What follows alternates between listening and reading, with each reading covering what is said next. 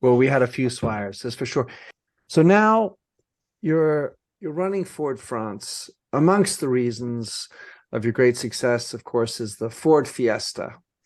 And at some point, someone knocks on the door saying, Monsieur, we would like for you to do the Ford Fiesta, but for us. And you are persuaded to change camps. Tell us about that movement to Peugeot.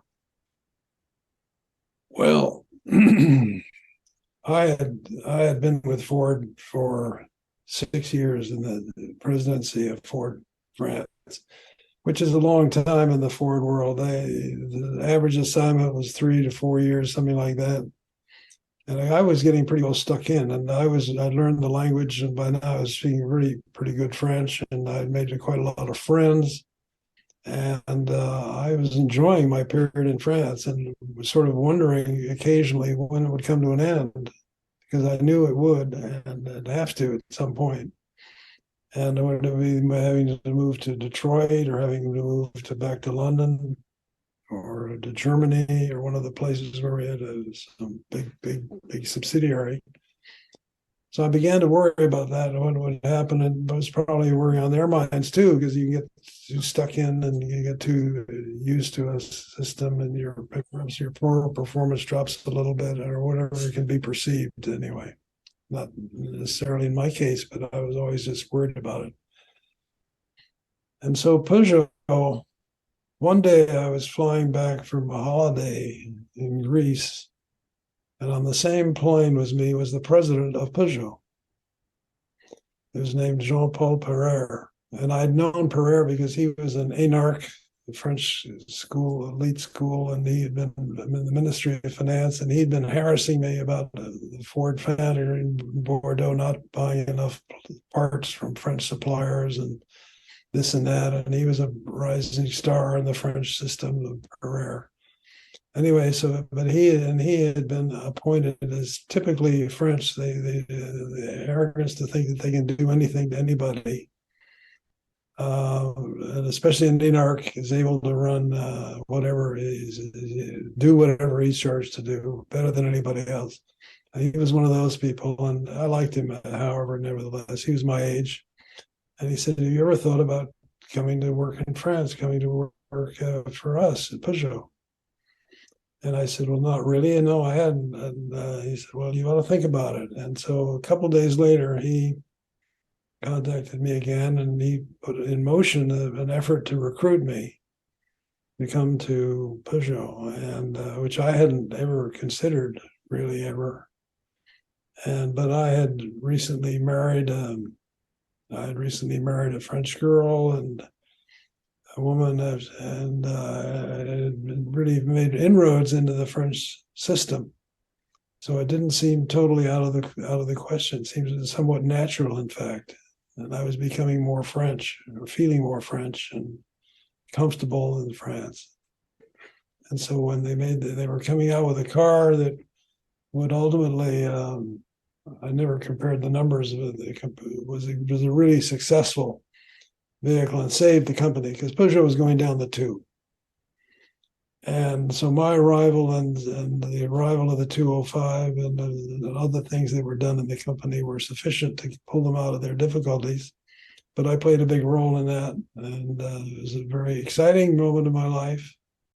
And I really integrated. That was when I really integrated the French system. Mm. So I would love for you to recount the arrival into Peugeot. You're coming from this sort of American style company.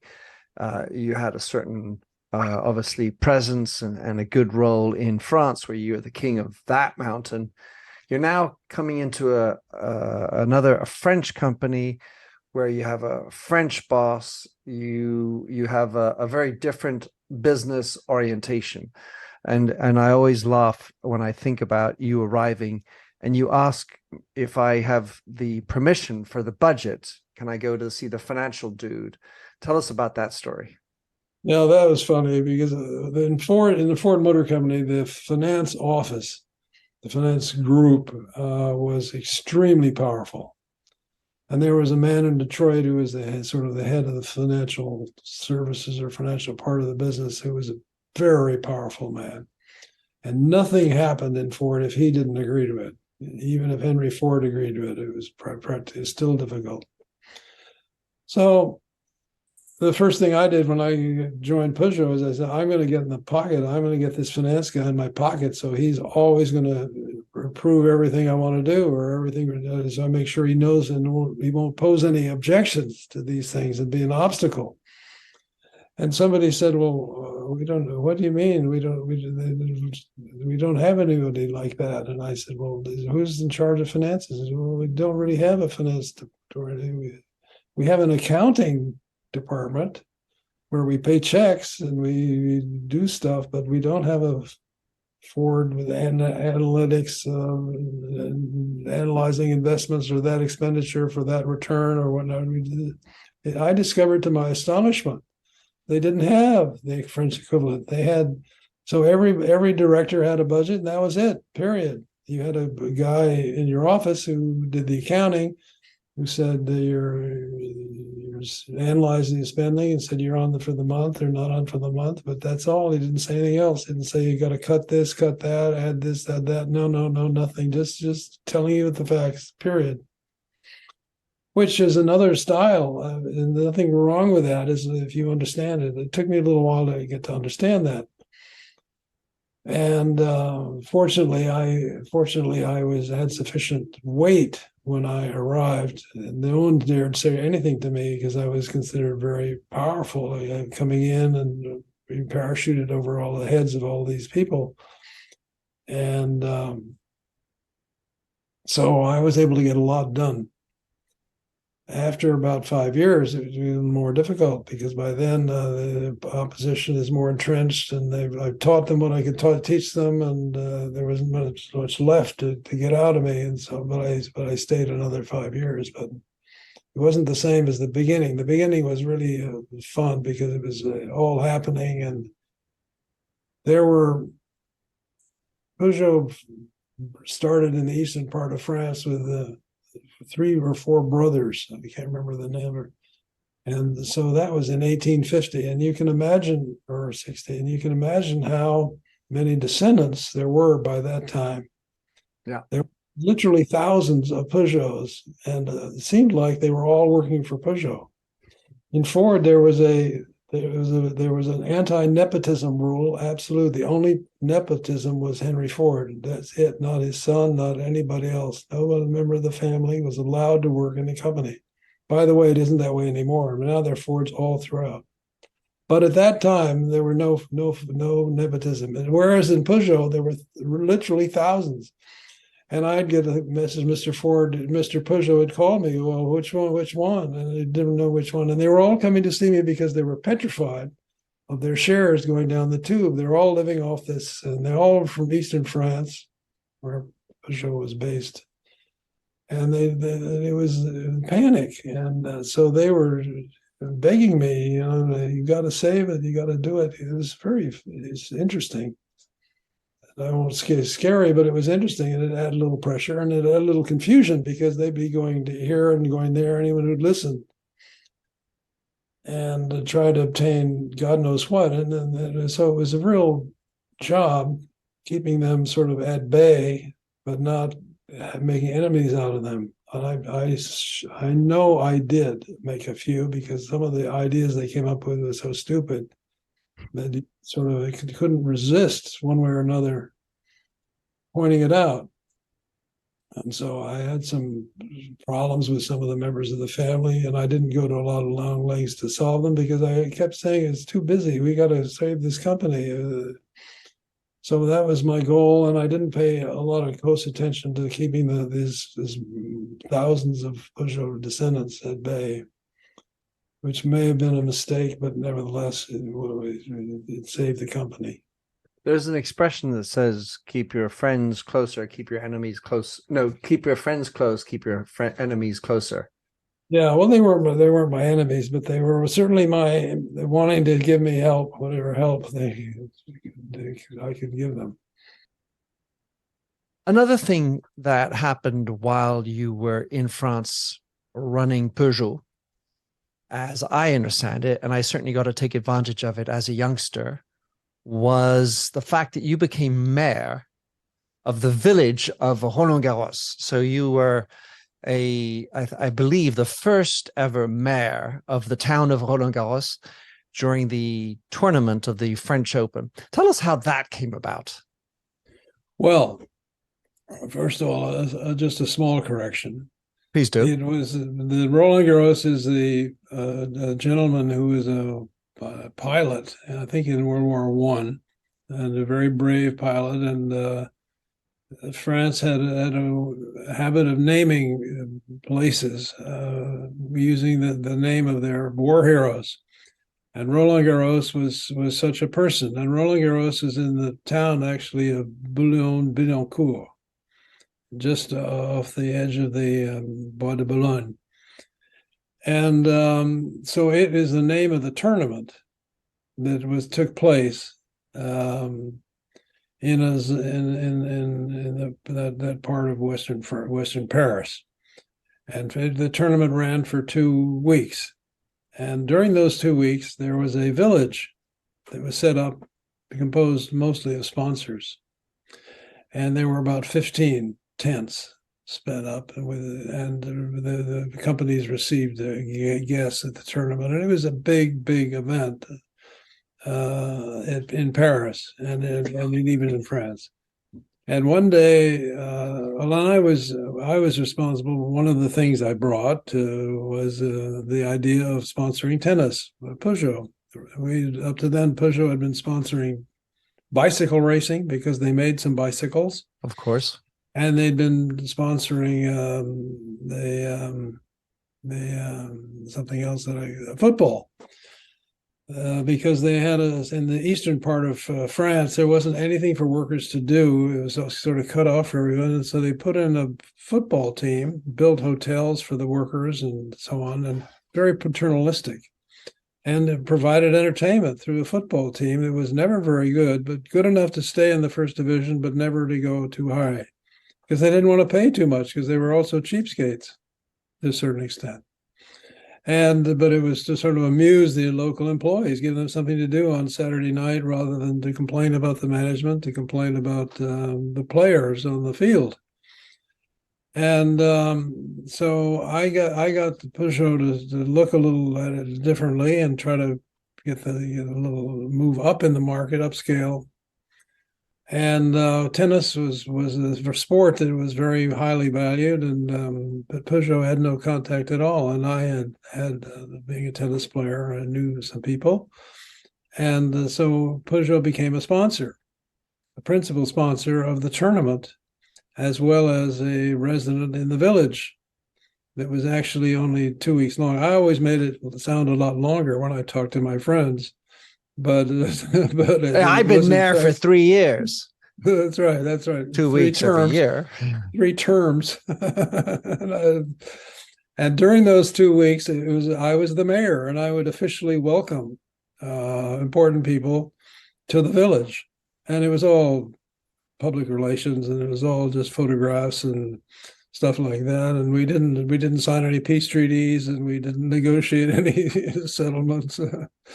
But it was fun, and I could marry people. I could do things that, of course, they were not legal, but we would do, and they'd have fun. The photographers had loved it, and they loved me, and because I was sort of colorful, and I walked around with a scarf on my over my shoulder. I have some pictures of me here and there with some important people, and it was just a lot of fun. And I'd go everywhere, and I'd say, I'm the mayor, and they'd say, "Gee, I didn't realize an American could be a mayor." And I'd say, "Well, A, I'm now French. I have a French passport, but B, I'm only there for 2 weeks, and it isn't really a town." So, but I always have styled myself as a mayor of Roland Garros, and it was great fun. Did you ever think you could be a diplomat? Well, definitely, I had all these talents, and I'm sure I could have been, but I never got the chance. Well, speaking different languages, CIA would have an eye on you. Yes, we had an eye on each other occasionally. We knew each other a little bit. So you have this great experience, or a very, interesting, thorough experience at Ford. You spend some 10 years righting the ship at Peugeot, which now continues to I would say flourish, although be it in different ways. The other thing that you were doing concurrently to this was running the American Hospital of Paris. So tell us about how you got into that, and what would have been your major lesson learned from running a hospital that's such a different entity to a business. Well, that's a big chapter in my life.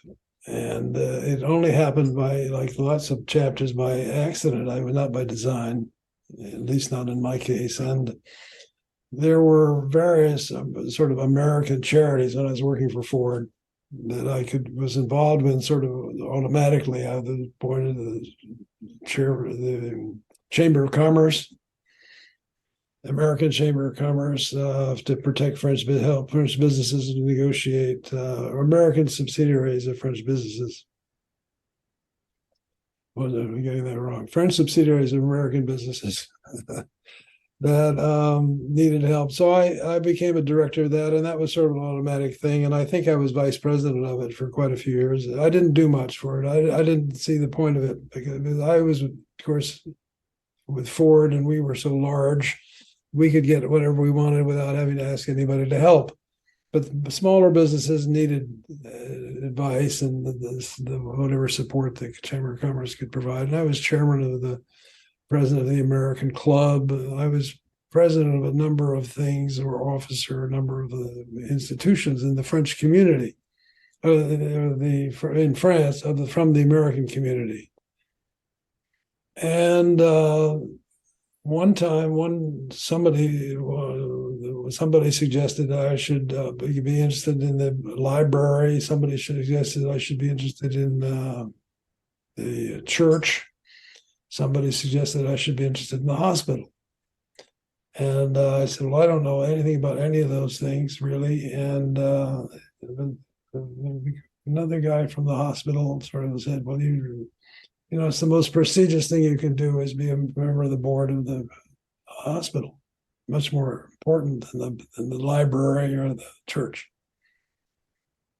So they persuaded me, and I don't remember quite why, but I agreed to go on the board. I thought this is just something I'm just going to have to do this once, two or three times a year, and that'll be it. And I went to my first board meeting, and it lasted for 6 hours. And by the end of the 6 hours, everyone was at everybody's throats, and they were shouting, and there was a strike going on. The nurses went on strike at a hospital. Can you imagine that? And so I was pretty appalled at what I was seeing. I'd never imagined it could be that so dysfunctional. And one of my guys I went on the board with is the president of IBM, a well-known Frenchman, and he resigned right away. He was elected at the same meeting as I was, and he resigned. And I said, well, I'll just attend another meeting. Maybe that just was a bad one. And so I attended another meeting, and it was more or less the same experience. They weren't getting along. There was warfare. And I just somehow find myself leading a small group, or 3 others, and saying, what can we do to save this place? Because they were going to close it. They were going to, who could we give it to? The debate was, who could we give it to? We give it to the French Social Security, the French Red Cross. Who could we give it to get it off? It was losing more money, it was negative net worth. And it was a tragedy, because the American hospital had an enormous endowment constituted in the 20s and even in the 30s as a result of its brilliant war that they fought, the First World War, and a great reputation and so on. But it was living off of all of that, and all of that was untrue at the present at that time. It was so it was pretty shocking to me to discover how bad it was. And so with these two of their friends, particularly one guy was the president of Esso, chief financial. Esso was a big oil company in France. And another one was a consultant with Arthur D. Little, which was a very prestigious one at the time.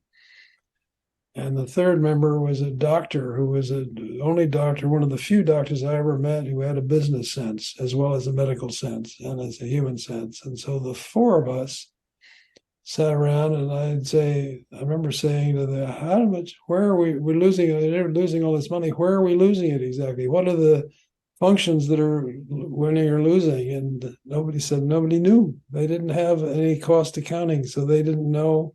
They just had one big account.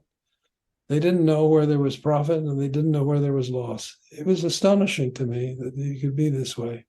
But it had done that because it was managed by very, very wealthy expatriates, including J.P. Morgan himself, who put up the money for the first purchase of property for the hospital.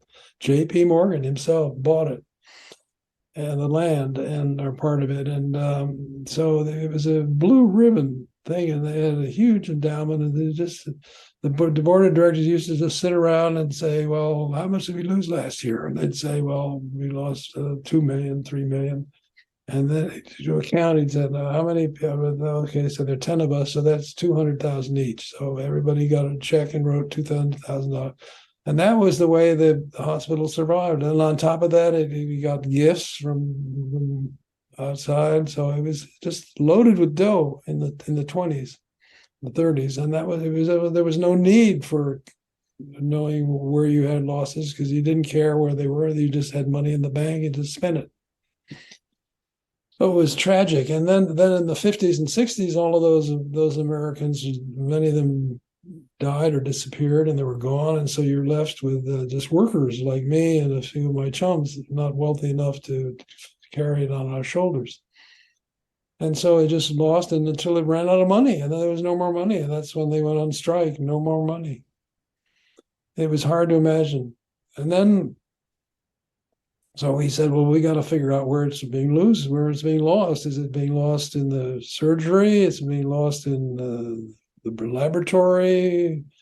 Where is the money going? And where are we making profit? So we quickly drew up got enough information where we could sort of start to begin to get an idea of where the biggest losses were. But funnily enough, just at that point, my secretary calls up one day and says, "There's a man here who wants to see Peugeot. A man here who wants to see you." And I said, "Well, okay, who's that?" And he said, "Well, he's the head of the dentistry department at the American Hospital." And I said, I've never liked seeing dentists anywhere. Why would I want to see a dentist here in my office? He says, well, he says he has something extremely important to tell you. So he comes in and he says, Mr. Dial, I'm going to tell you something. We're going to have a death soon in the hospital. I said, oh. He said, yes, one of our patients will soon be electrocuted. I said, electrocuted? What do you mean? He says, well, we have this, in dentistry, there's a lot of, we have a lot of, water and things like that spill over. And I think one of these days there's going to be a short circuit, and the person sitting in the chair at that time is going to be electrocuted and die. And I said, what you're telling me is true, that there's a risk? He says, yes, there's a risk of a fatality of somebody in a dental chair being electrocuted. And I said, well, I'm really glad you told me that. And I called my secretary in. I said, get immediately the director of the hospital on the phone. Get him immediately. So a couple of minutes later, the director of the hospital's on the phone, and I say, close the dental department instantly. Stop everything. Turn off the electricity. Get the patients out. Get everybody out. Everybody evacuate the dental department immediately. Of course, this was not what the dentist who came to tell me thought was going to happen. He thought I was going to write him a check.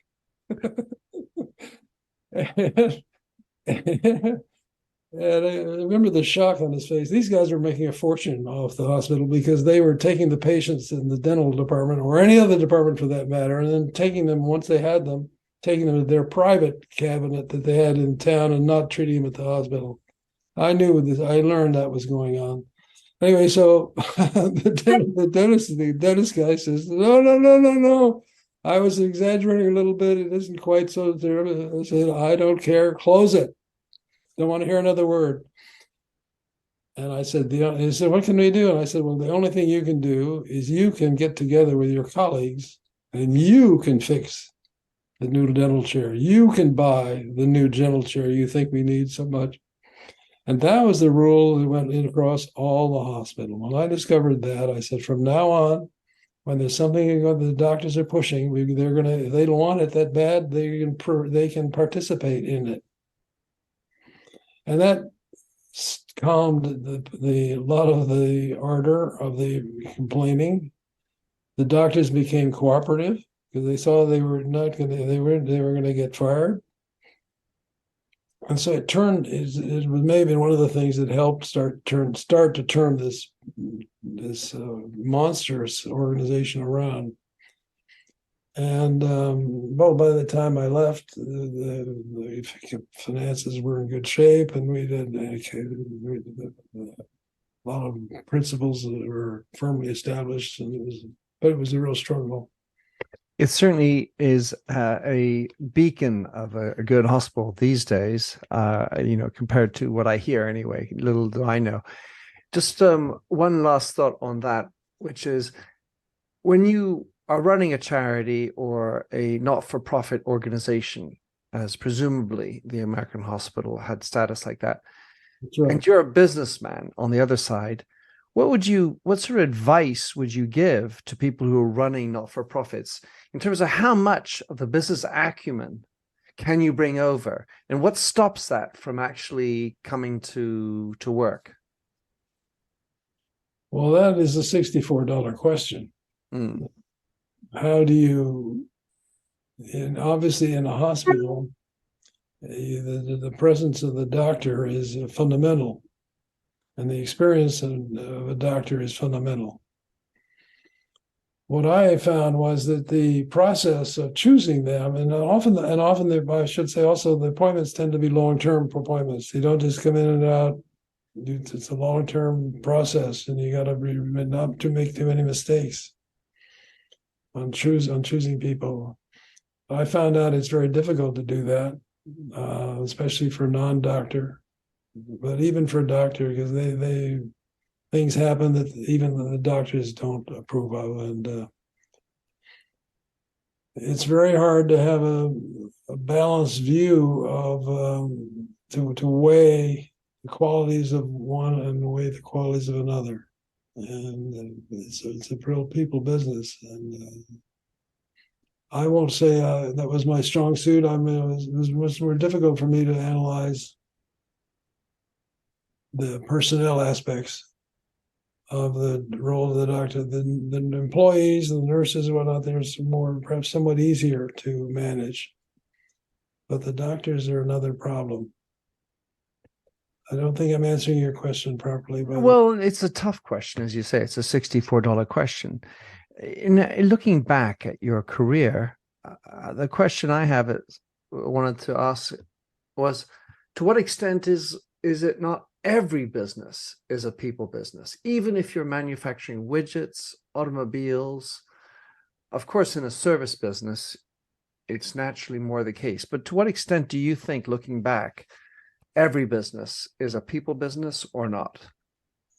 Well, of course it is. And the people could be employees, they could be customers also.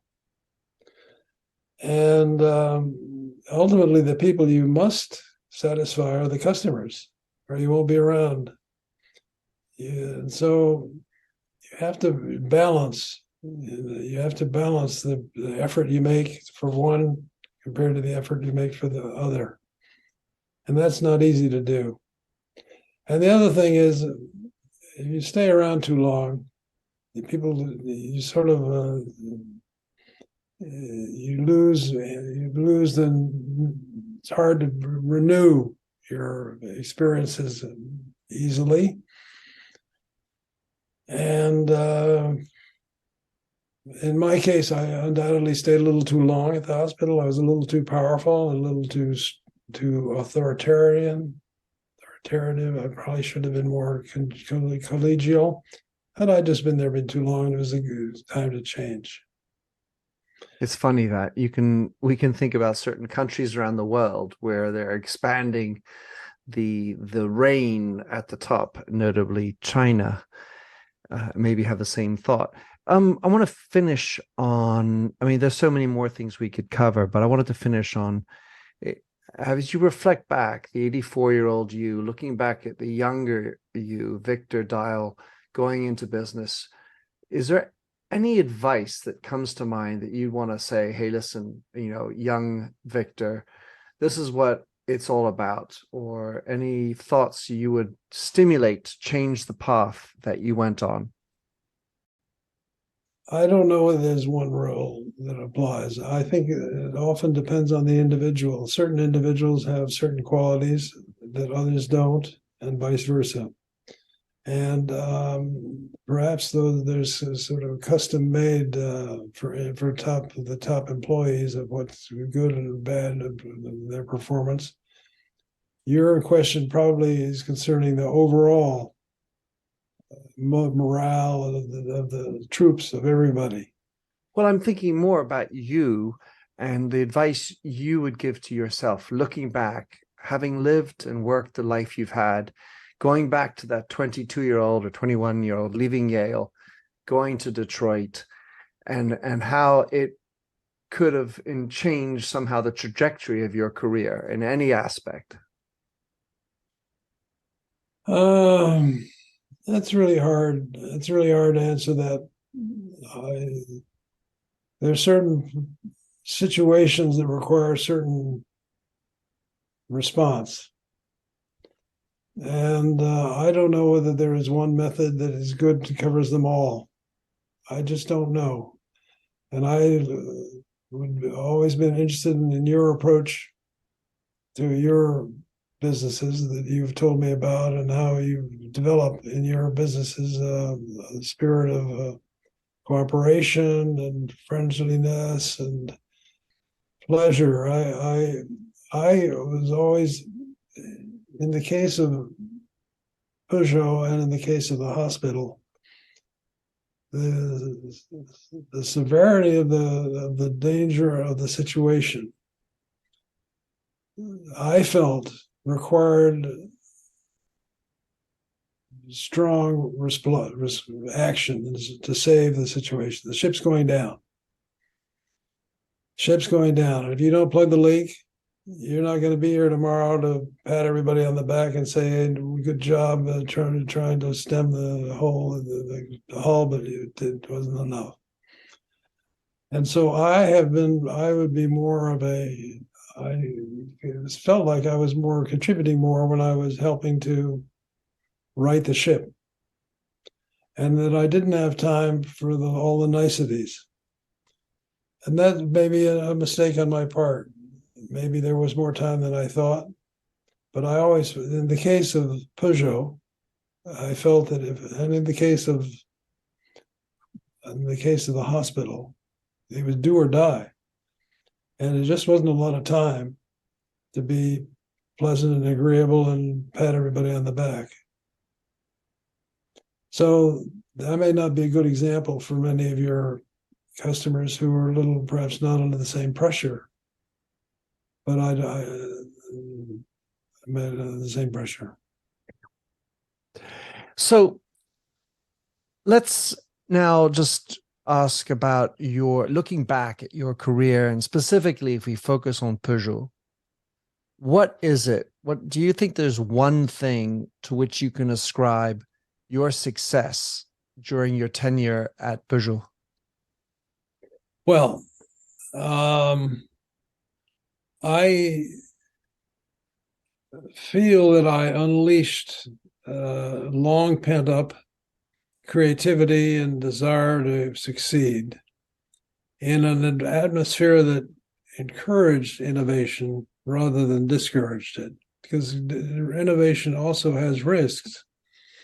That you can sometimes screw it up, and every idea is not necessarily going to work, but you've got to be willing to accept some losses in order to have some big victories. Hopefully small losses, big victories. And that's the story of the 205.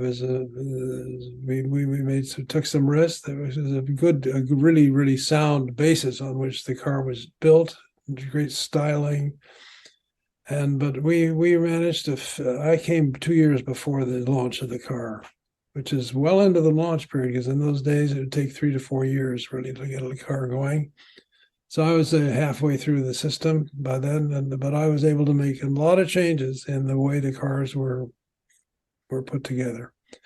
And I was able to do that because the people in the manufacturing area, the people in the product planning area, the finance people who weren't very important in Peugeot, they should have been, but they were not, to go along, as well as the top management of the company, all to sign up for this new approach with a much wider product range when you launched, and a different system of pre-selling and delivering in a more reliable way. And so there were a whole list of things. And one of the major ones was changing the system where you build to an order, a specific order, rather than to just build the number of cars for which you had parts. There's a big difference between that. And up to then, for example, the manufacturing people had been manufacturing those cars for which they were sure to have the parts necessary. And there was the taxation was done. We put the cars at the dealerships in consignment, under consignment, which meant that we were still the owner of the car, and the dealer was just sort of sitting there. The car didn't have any sort of skin in the game, and we would collect the money when the value added tax was finally paid off. By making the car according to a dealer order before you even start anywhere, the dealer becomes the owner. And by the dealer becoming the owner, overnight, we transferred the ownership of the entire stock Ford Motor of Peugeot into cash. And this is in 1982, about a year after I got there. A huge check we got in one-off, and it came in really handy to continue our improvements internally and to dress up our financial position. And that was like it was a huge amount of money. I can't remember what it was. I think it was like we didn't have euros in those days. We had old francs. Oh, French francs. It was several hundred million, many. I was going to say a billion, at least a billion, whatever the money was at that time. It was a big amount. And it can contribute also to saving the company and to me making a much more efficient company going forward, because we were building cars to specific orders for whom hopefully there was a specific customer already lined up waiting to take his car as soon as it arrived. So it was major. So I have to wonder about the notion of risk at some level. I'm trying to get back to the 1980 period where you're there. You've just launched the Ford Fiesta with Ford, which has proven to be a major success.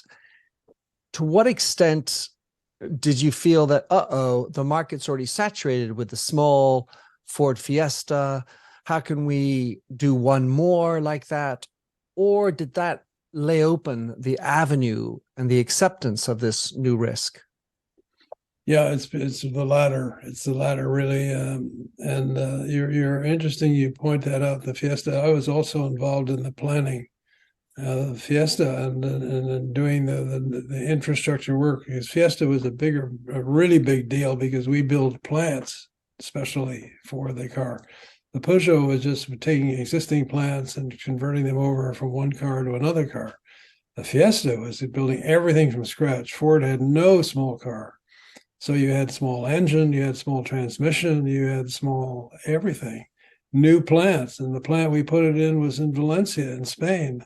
And Spain was a new country. We didn't afford to never sold cars in Spain. So the Fiesta was twice or three times, I don't know what number to put on it, more risky than the 205. Right. So in Peugeot's mind, this is a ripe territory to grow. And I'm wondering to another thought that comes to mind, because obviously you brought marketing to Peugeot. How much was your marketing approach, your advertising? I remember you telling me the story a long time ago about the Talbot acquisition and La Marque Sorcier-Griffe. What about Peugeot's 205? The marketing, advertising, to what extent was that useful? And I'm also thinking about the work you did with Jean Todt in the rally. To what extent that contributed to the success of Peugeot? Well, it was all of the above, and it's interesting. The racing program was an adjunct, and Peugeot had been very strong in East Africa doing the safari rallies, which were long distance and durability. Peugeot cars were very durable vehicles. Even if they weren't very glamorous and very exciting, they were very serious cars. And to see them turned into these rally winners was a real pleasure. And Jean Todt turned out to be a very wise choice. It's a very specialized business. You can't.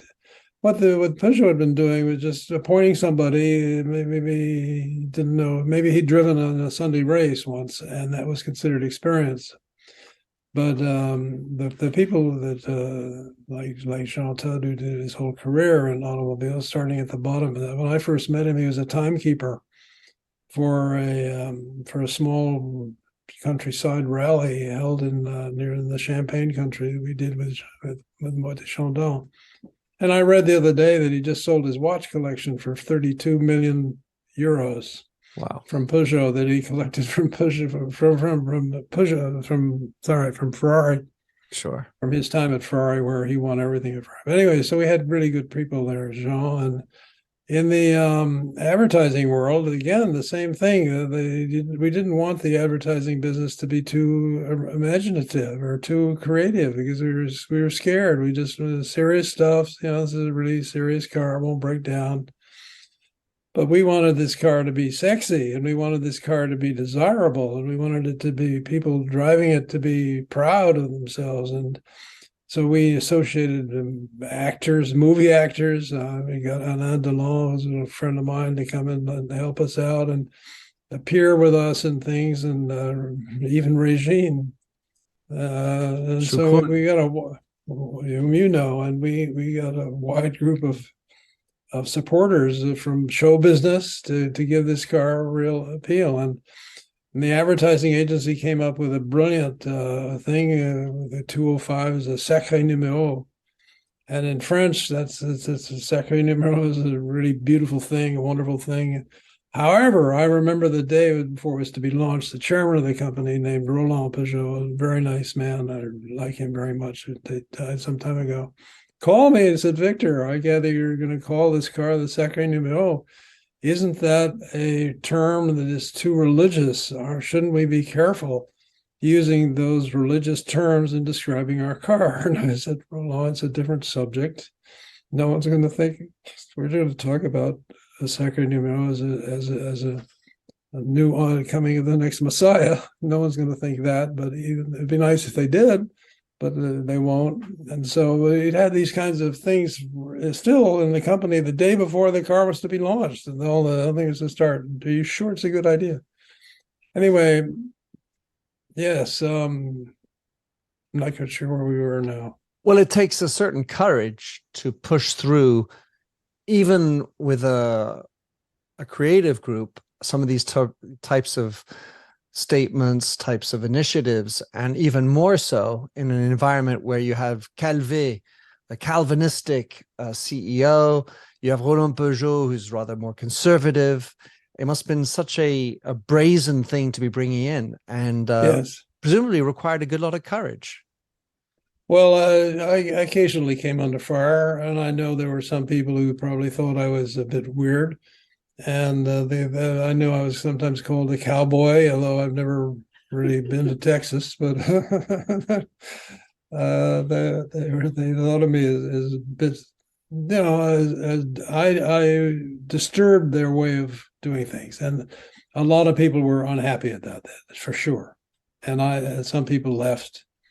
I like to think the good ones stayed because we were doing something really exciting and challenging. It's not often you get the opportunity to turn around a wonderful company like Peugeot with amazing history, one of the earliest manufacturers of cars, a great innovator in many respects, that had fallen on hard times through very poor business decisions, acquisitions. The acquisition of Citroën was weakened the company greatly, but it was forced, encouraged, maybe would be By the more state. appropriate, by the government that wished us to assume, but not have Citroën go out of business. And then the second one was Chrysler, which with European subsidiaries, which they renamed Talbot, which was a total flop. And everything that had been done by Chrysler really was a total flop. And was the principal factor leading to the imminent bankruptcy of Peugeot, which is at the point at which they hired me. And I was able to stem the flow of red ink at Talbot just long enough for us to get Peugeot on its feet and to pick up we picked up in the end all the volume of Talbot and then some. But it took 3 or 4 years to do that. And it was very difficult restructuring the plants, restructuring the dealer organization to do all of those things, to handle. It's not often you get to liquidate a make in an ongoing business. It doesn't happen an awful lot. And it was certainly the first in my experience, and thankfully the last, because it was a really tough job. And we had very miserable people, very unhappy people, and a very bad attitude for the survivors and those who didn't survive. So it was a very tough period. There was psychologically and a lot going on at the same time. In that we may well be going in for tough periods going forward. And you think back to your arrival, the difference, the cowboy that you were. Oh, how did you manage to corral the forces? Because you're dealing with a lot of fear, you're dealing with a lot of people with a conservative mindset, with no knowledge of this type of sponsoring Roland Garros or having stars hanging out and doing the marketing. What, if you have any thoughts about how it is you managed as this intrusive American to get Peugeot and its team members to come on board with you?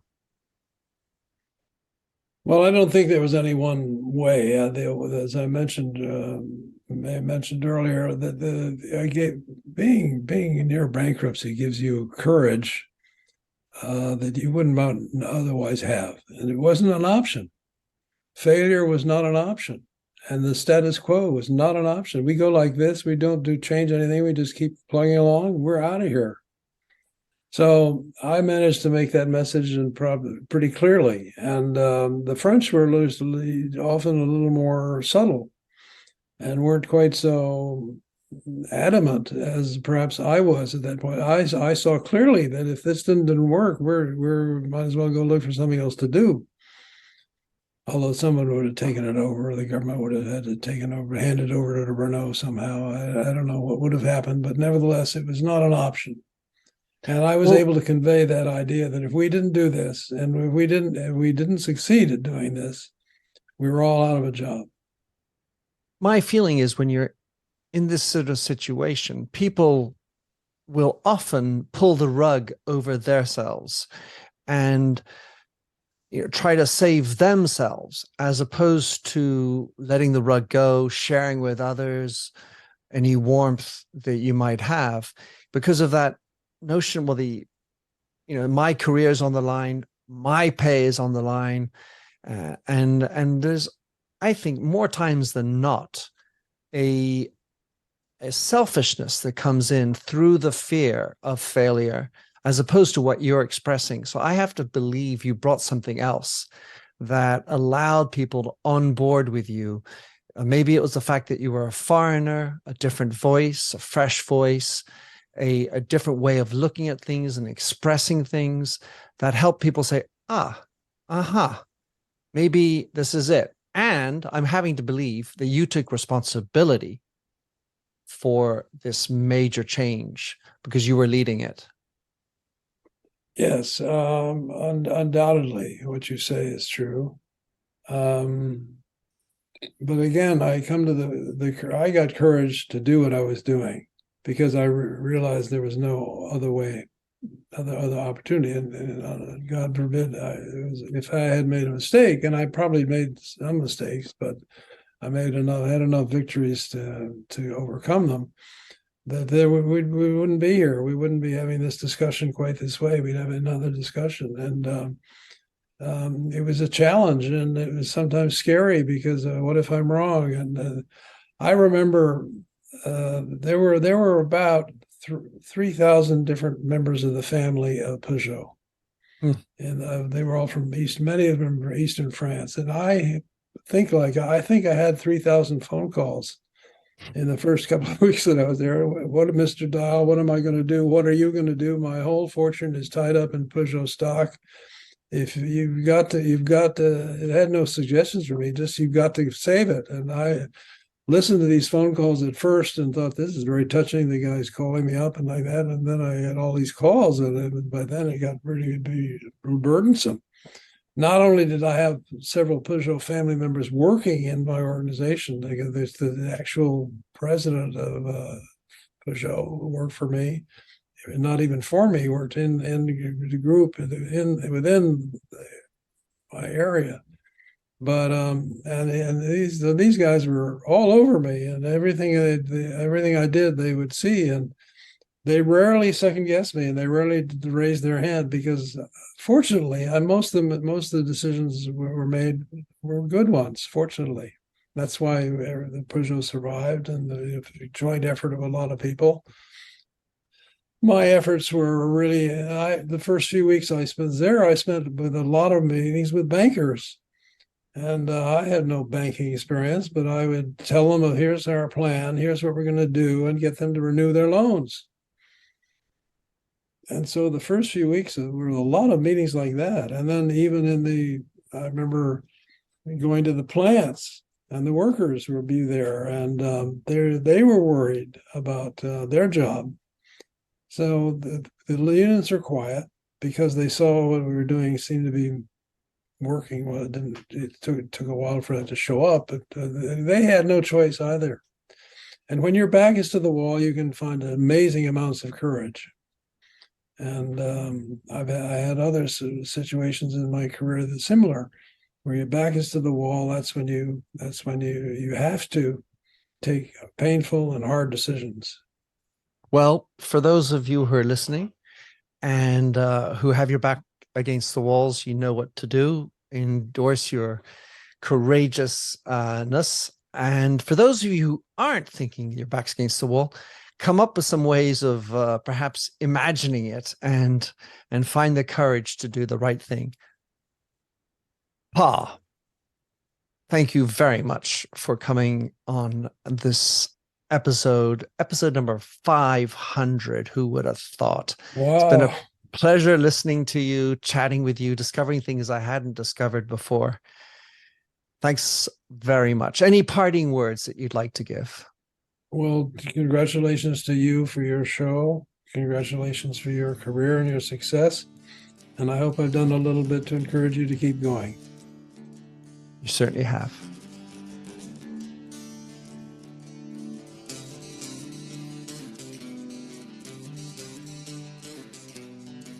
Thanks for having listened to this episode of the Minter Dialogue podcast. If you like the show and would like to support me, please consider a donation on patreon.com/MinterDial. You can also subscribe on your favorite podcast service. And as ever, rating and reviews are the real currency for podcasts. You'll find the show notes with over 2,000 and more blog posts on minterdial.com. Check out my documentary film and 4 books including my last one, You Lead, How Being Yourself Makes You a Better Leader. And to finish, here's a song I wrote with Stephanie Singer, A Convinced Man.